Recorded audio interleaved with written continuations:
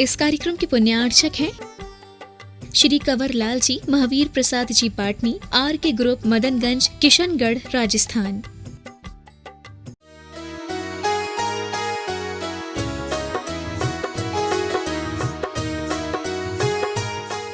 ये चीज हमें सीखनी चाहिए। कभी कभी हमें थोड़े से अपने विचारों को छोड़ करके अपने आनंद में आना चाहिए। कई बार ऐसा होता है, आदमी 30 त्योहारों पर भी किसी भी तरह के अपने हर तरीके के सेलिब्रेशन मनाने के बावजूद भी उसके अंदर एक रूपता नहीं आ पाती, आनंद नहीं हो पाता। बाद में ख्याल वही आता है जो अभी मनोज भाई बता रहे थे, किसी के पर्स में से निकल गया, किसी के पर्स में पहुंच गया। अगर यही ख्याल आता है तो फिर वो किसी भी त्योहार को सेलिब्रेट करने का जो वास्तव में आनंद होना चाहिए वो नहीं आ पाता। लेकिन वास्तव में आनंद किस चीज का आता है? जहां पर हमने आपको, अपने आप को हमने फोकस किया हो। आपने किस चीज पर फोकस किया?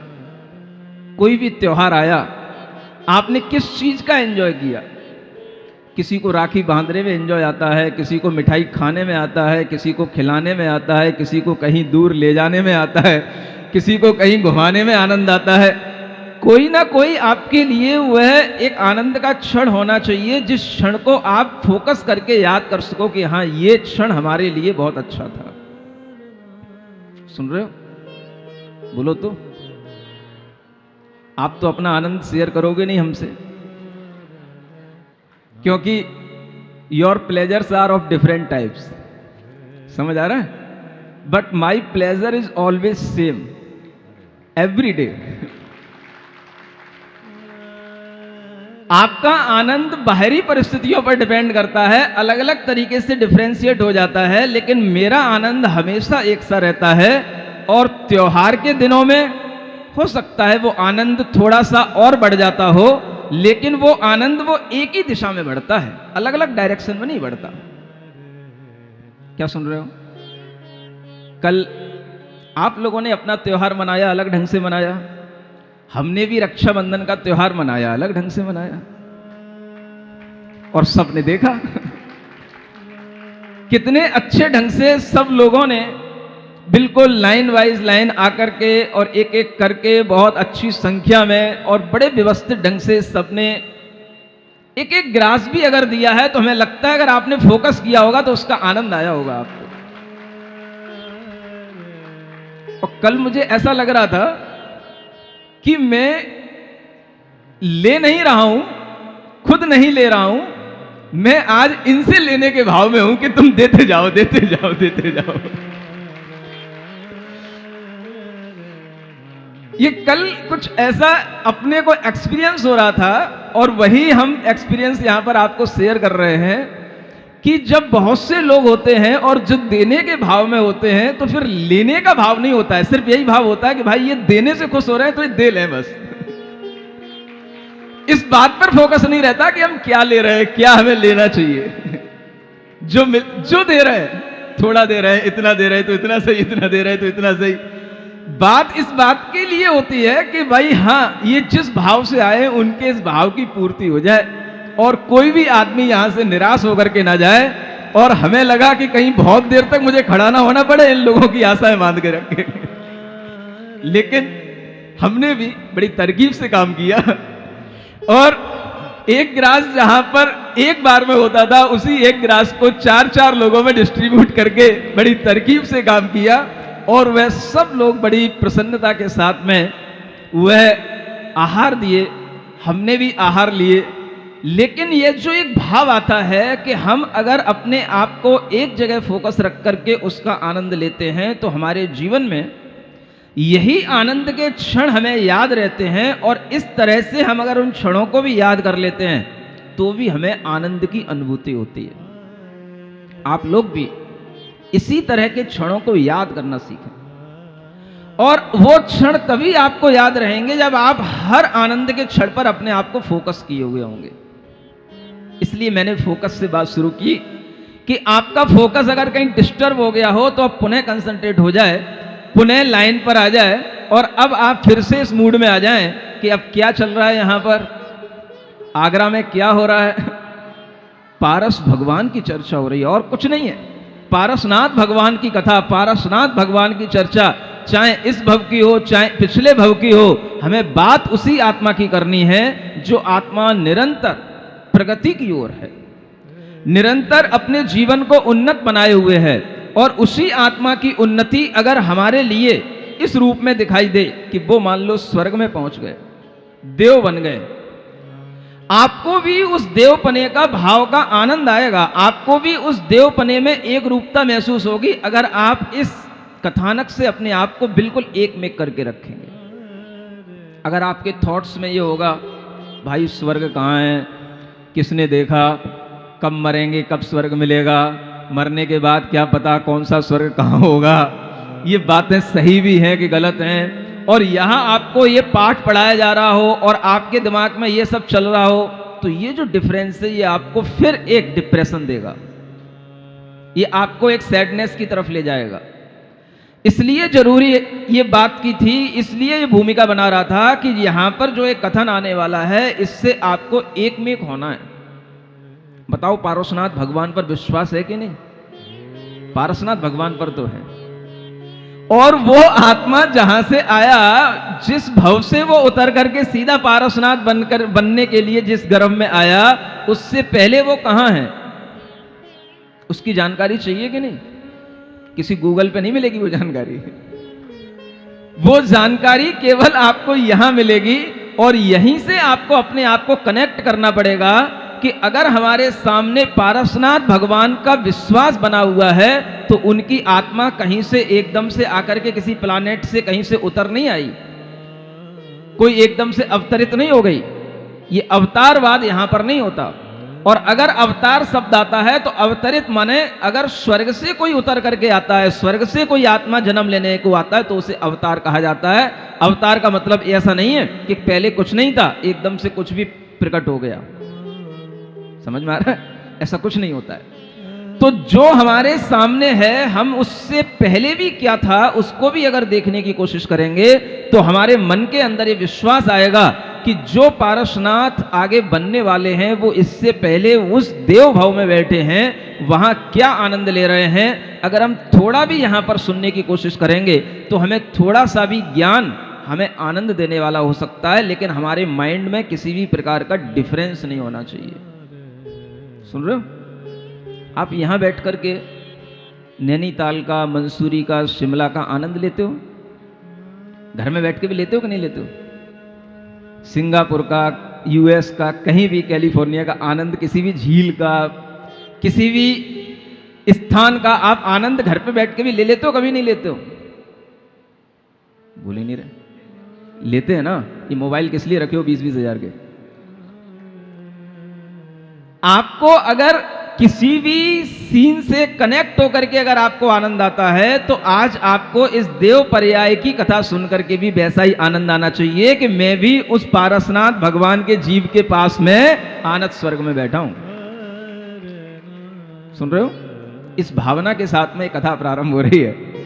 मंगल भवन अमंगल हारी, पारसनाथ जगत हितकारी, सुख संपत सब ही घर आवे, पारस कथा जन गावे। पेज नंबर 37 से पढ़ते हैं। तब तिस स्थानक देव प्रधान, मन की बात अवधि सो जान, जोग वचन बोले शिरनाय, संशय हरण श्रवण सुखदाय, हम विनती सुनिए सुरराज, जीवन जन्म सफल सब आज, अब सनाथ स्वामी हम भय, जन्म जोग ते पावन थए, सूरज उदय कमल निबाग, विकसे यथा जग्यो सिर भाग, नंदवर्द हम देहि आशीष, चिर यह राज करो सुर ईश, अहो नाथ यह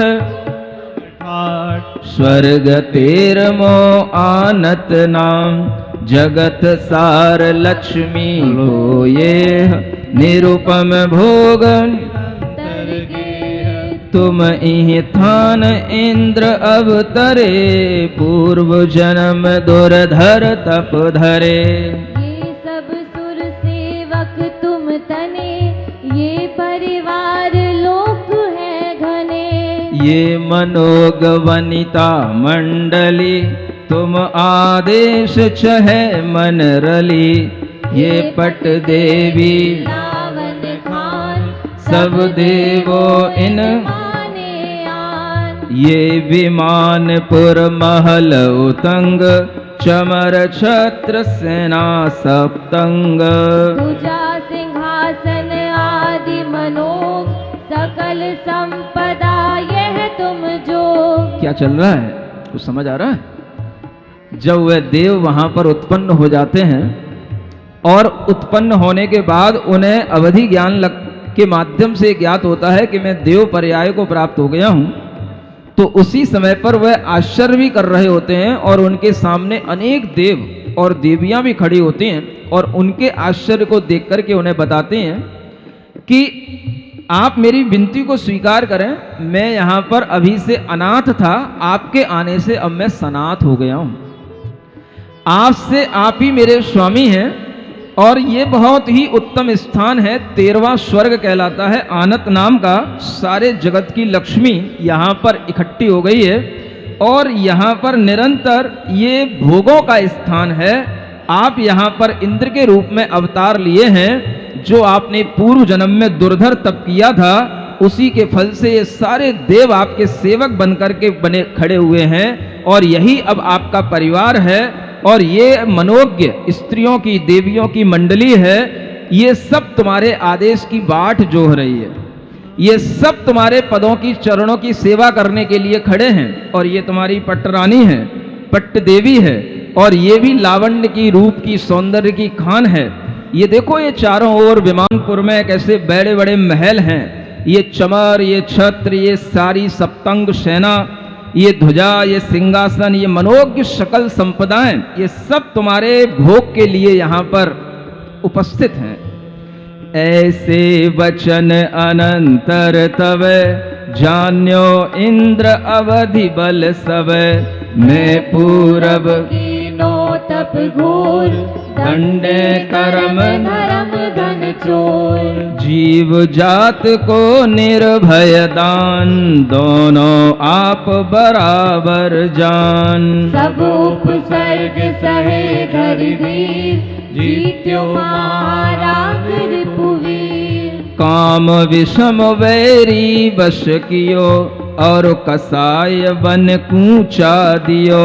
जिनवर अखंडित पोष चारित चिर पाल्यो निर्दोष। इह विद से ओ धर्म महान तिस प्रभाव दीखे यह थान। दुर्गति पात निवारण करो तिन मुझ इंद्र लोक ले धरो। क्या सोच रहे हैं वो देवराज आनत स्वर्ग में कि मैंने जो पूर्व भव में दुर्धर तप किया था, सब तरह के उपसर्ग सहन किए थे और परिचय सहन किए थे, आज उसी पुण्य के फल से मुझे यह देव पर्याय प्राप्त हुई है। जो मैंने वहां पर राग को जीता, काम को जीता, कसायों को जीता और जिनेंद्र भगवान के द्वारा कहे हुए अखंड चरित्र को धारण किया, आज हमें उसी धर्म के प्रभाव से इस तरह का सुख प्राप्त हो रहा है।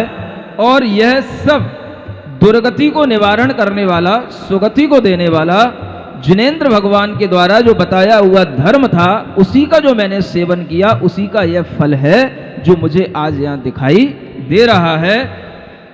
सो अब सुलभ नहीं इस देह भूम जोग है थानक ये है।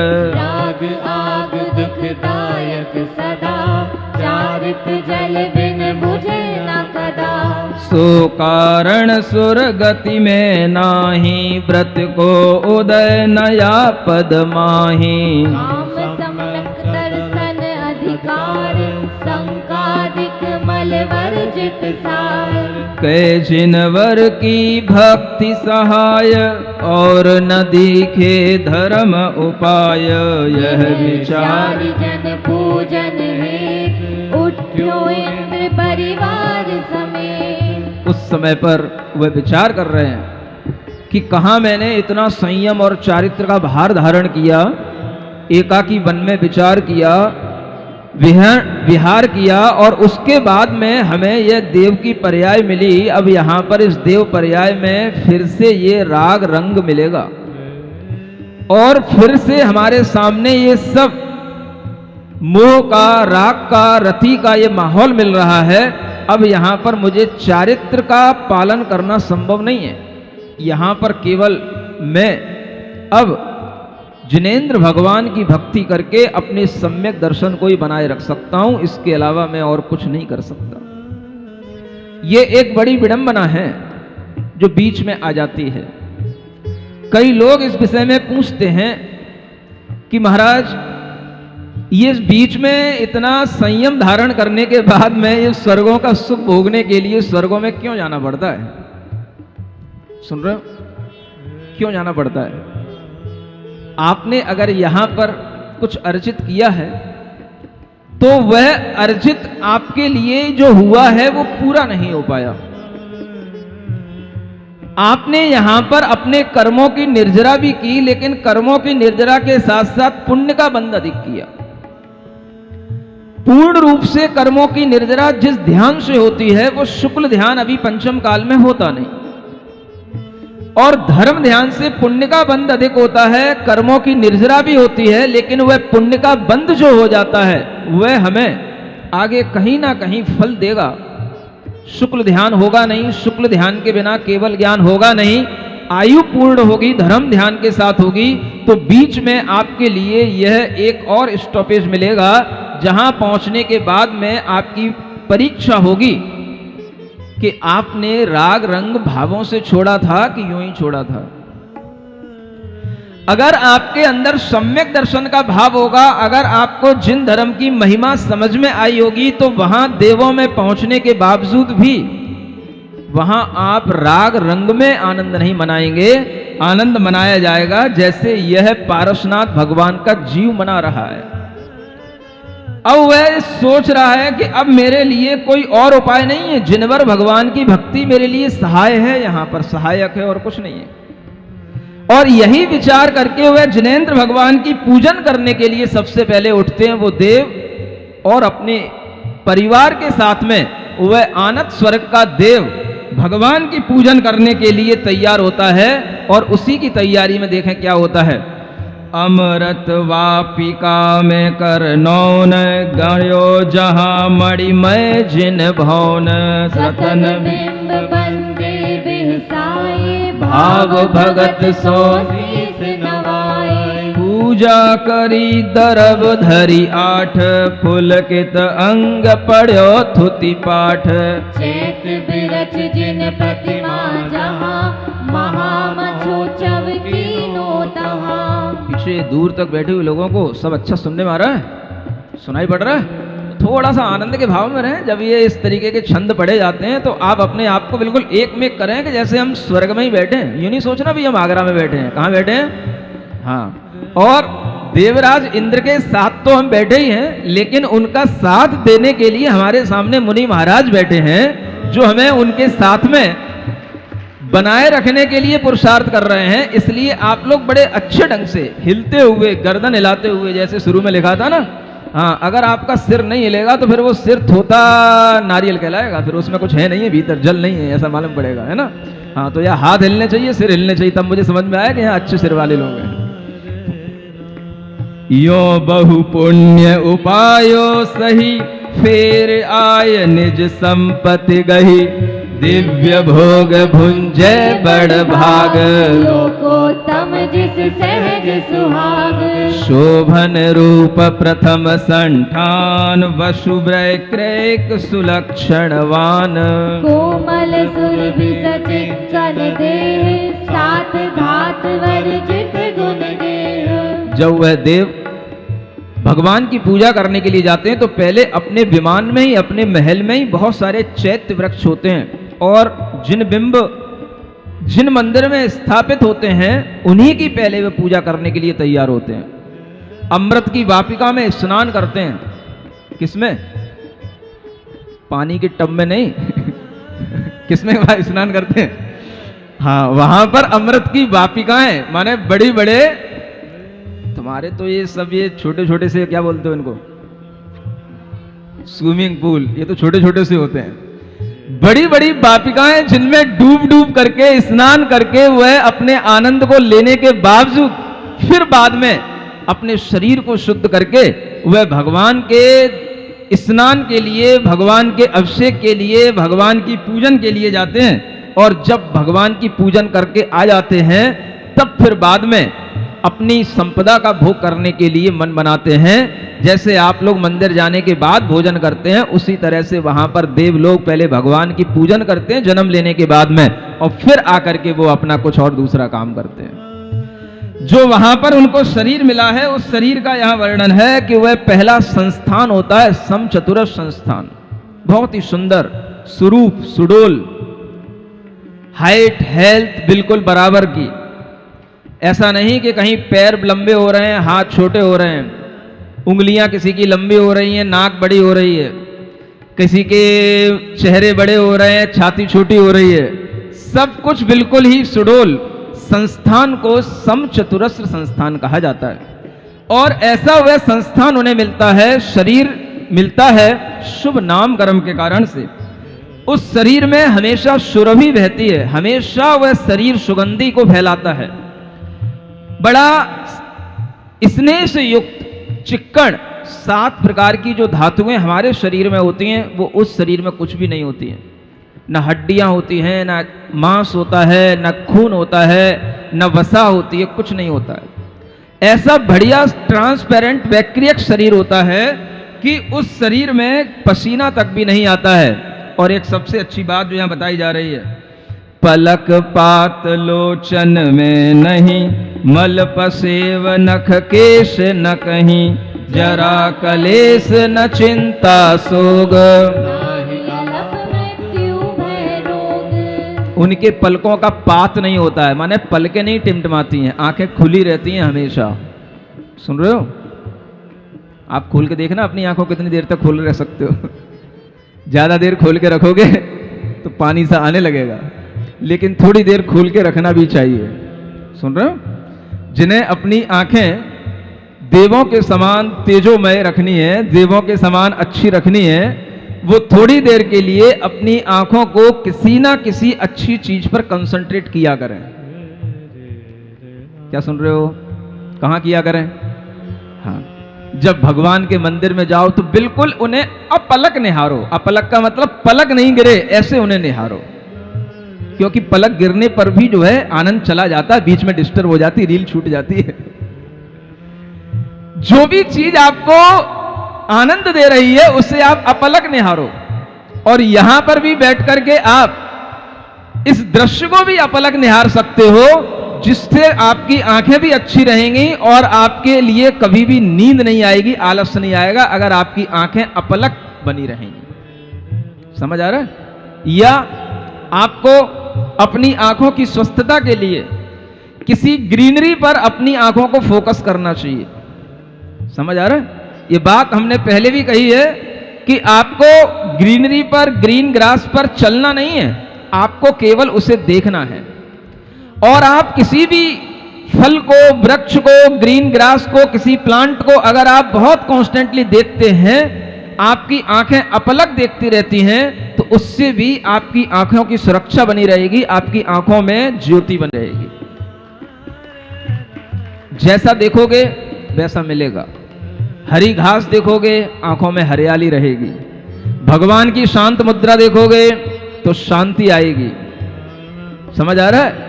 गुरु की मुद्रा देखोगे तो आपको गुरु जैसे भाव आपके अंदर आएंगे। जैसा देखोगे वैसा मिलेगा।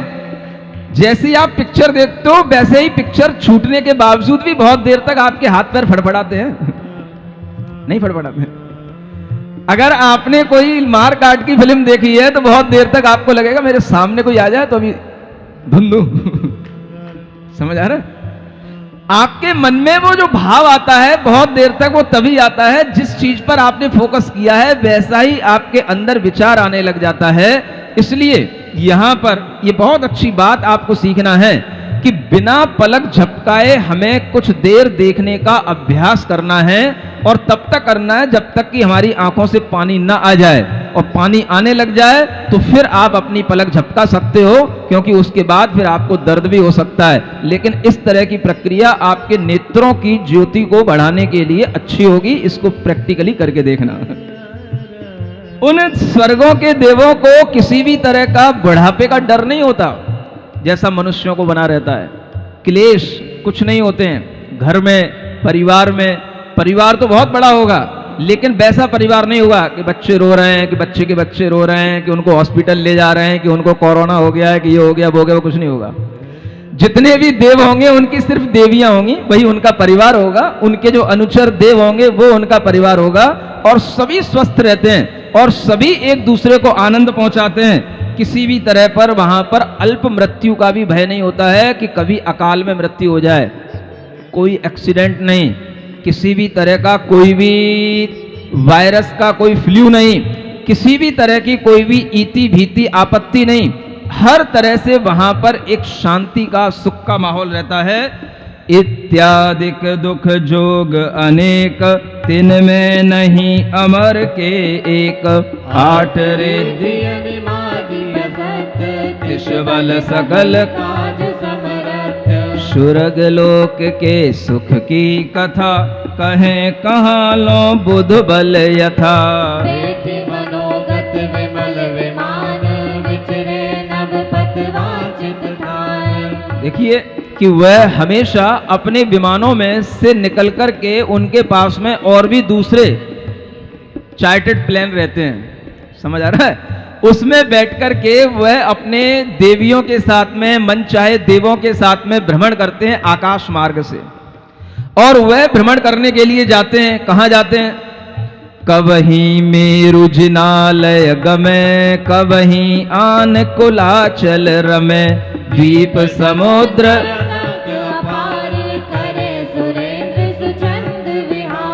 वर्ष वर्ष में हर्ष बढ़ाय, 3 बार नंदीश्वर जाय। कल्याणक समय सुजोग, करे तीर्थ पद नमन नियोग। और केवली प्रभु के पाय, 2 कल्याणक पूजे आय। निज कोटि फिर होय सुयान, करे दिव्य वाणी रस पान। सभा सिंहासन बैठ सुरेश, देय सुरन प्रतिहित उपदेश। करे तत्व वर्णन विस्तार, अनेकांत वाणी अनुसार। जे सुर सम्यक दर्शनहीन, तप बल देव भये सुखलीन। तिन प्रति धर्म वचन उच्चरे, दर्शन गुण की प्राप्ति करे।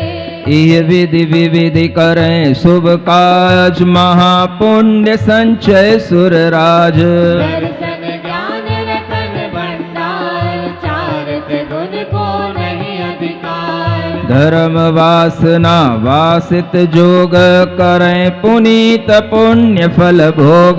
कबहि सुने उपछरा गान, निरखे नाटक निरुपम थान। कबहीं शुभ सिंगार रसलीन, भाव जीवे परवीन। कबहीं हास्य कथा विस्तरें, वन क्रीड़ा देवन संग करे। यो नाना विधि करत विलास, प्रतिदिन सुख सागर में वास। 3.5 हाथ परवान, दिव्य शरीर अतुल दुतिवान। इस तरह से वह आनत स्वर्ग के देव जब प्रतिदिन हर्ष के साथ में अपना जीवन जीते हैं, उनके वह दिन भी यहीं के 24 घंटे के बराबर दिन से ही गिने जाते हैं। और आप ये ध्यान रखना कि उनके दिन कोई अलग नहीं होते हैं, कि ना बहुत बड़े होते हैं और ना आपसे छोटे होते हैं। दिन और मान का ज्ञान यहीं से लिया जाता है। जो यहाँ पर नंदीश्वर के दिवस आते हैं, जब अष्टानिक पर्व आते हैं, तो वो यहीं पर देखते हैं। कार्तिक मास आया, आषाढ़ मास आ गया, फागुन मास आ गया, और इन पर्वों में यहीं के मास के अनुसार वह नंदीश्वर के पर्व में जाकर के वहां पर उत्सव मनाते हैं। इसलिए आप जो यहाँ पर इस ऋतुमान के अनुसार चलते हैं, ये मान के चलें कि विश्व में किसी भी जगह पर अगर कोई दिन और रात की, वर्ष आदि की गणना होती है, तो वह इसी के अनुसार होती है जैसा इस भारत देश के अंदर चलता है। यहीं के अनुसार सब कुछ समय की प्रक्रिया चलती है, और इसी प्रक्रिया के अनुसार वह अपना बहुत दीर्घ काल भी गुजारते हैं। तो वह धीरे धीरे वह दीर्घ काल गुजर जाता है, आनंद के साथ गुजरता है। प्रतिदिन उत्सव होना ये बड़े पुण्य से होता है। क्या सुन रहे हो? पुण्य के योग मिलने पर ही आपके लिए यह प्रतिदिन उत्सव का माहौल बन सकता है।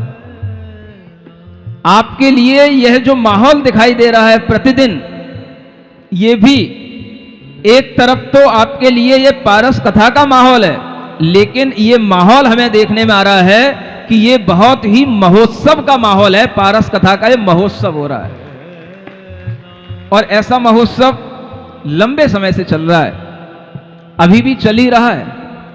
अगर आप प्रतिदिन अपने आप को उत्सव के भाव में रखना चाहते हैं, तो आपको इस तरह के उत्सव में शामिल होते रहने का भाव निरंतर बनाए रखना होगा। ये पुण्य से ही होता है। आदमी जहां पर सुबह उठने के बाद में कहीं ना कहीं जाकर के शोक मनाता है, किसी ना किसी दुख में गिर पड़ता है, वहीं पर कुछ दुर्लभ पुण्य को धारण किए हुए भले मानुष होते हैं। भले मानुष जानते हो? बोलो तो, आपके यहां की भाषा है। अरे भले मानुष, थोड़ा सुन तो सही।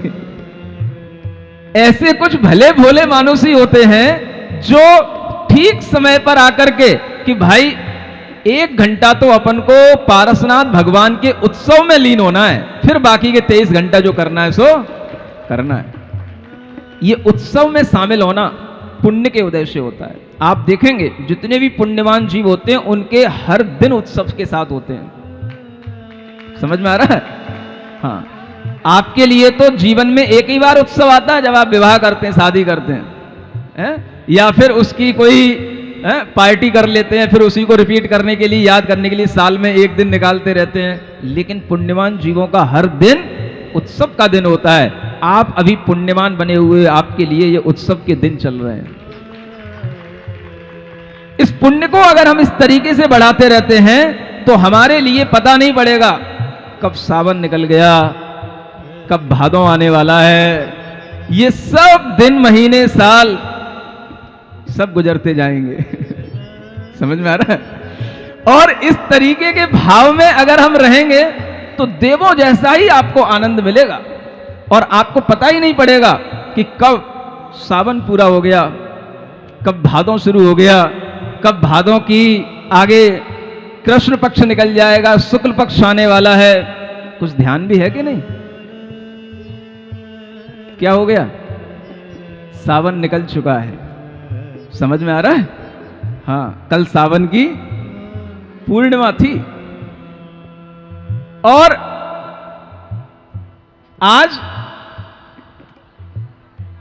आज एकम शुरू हो गई। एकम कौन सी महीने की? इसीलिए तो उनको याद दिला रहा हूं। समझ में आ रहा है? क्या सोचना है आपको? आनंद एक ही डायरेक्शन में चले।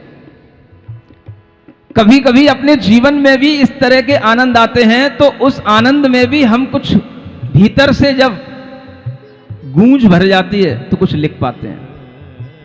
ऐसे ही नरसिंहपुर में चतुर्मास हुआ था 2010 का, और उस समय पर इसी श्रावण मास में जब आचार्य महाराज से अलग होने के बाद में पहला चतुर्मास हुआ था।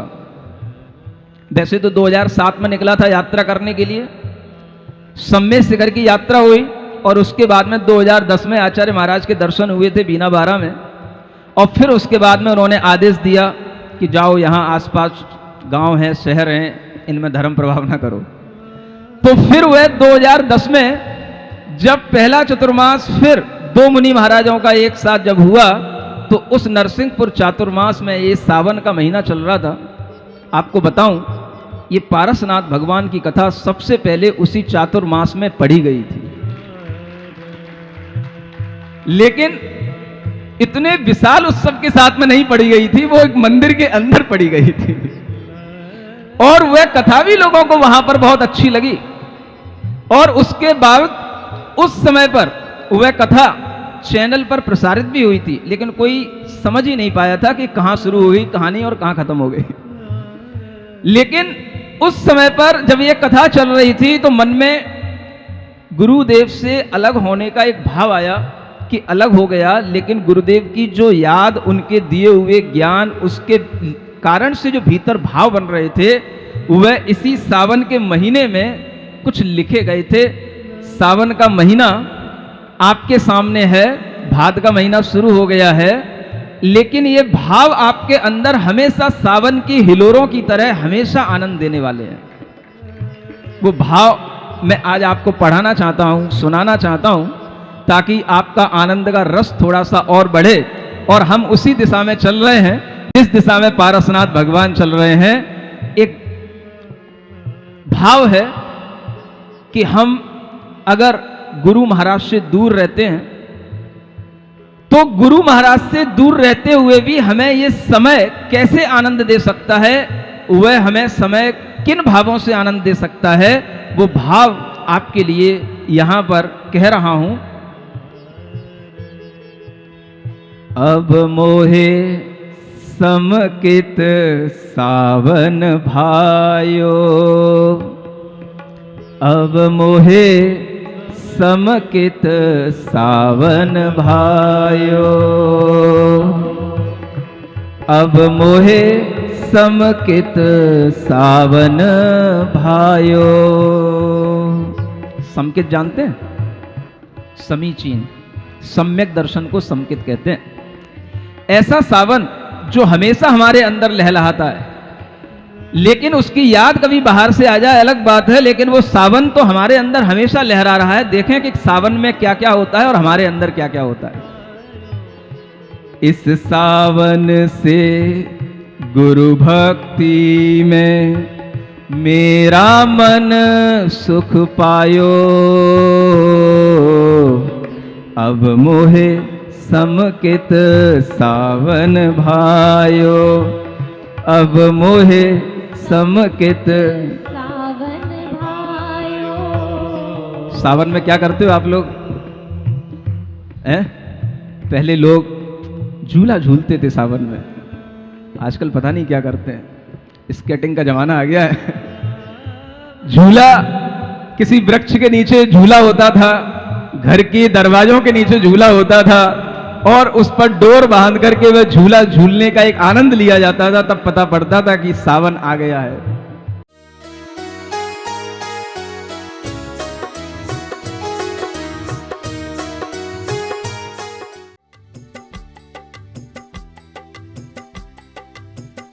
इस कार्यक्रम के पुण्यार्चक थे श्री कंवर लाल जी, महावीर प्रसाद जी पाटनी, आर के ग्रुप, मदनगंज, किशनगढ़, राजस्थान।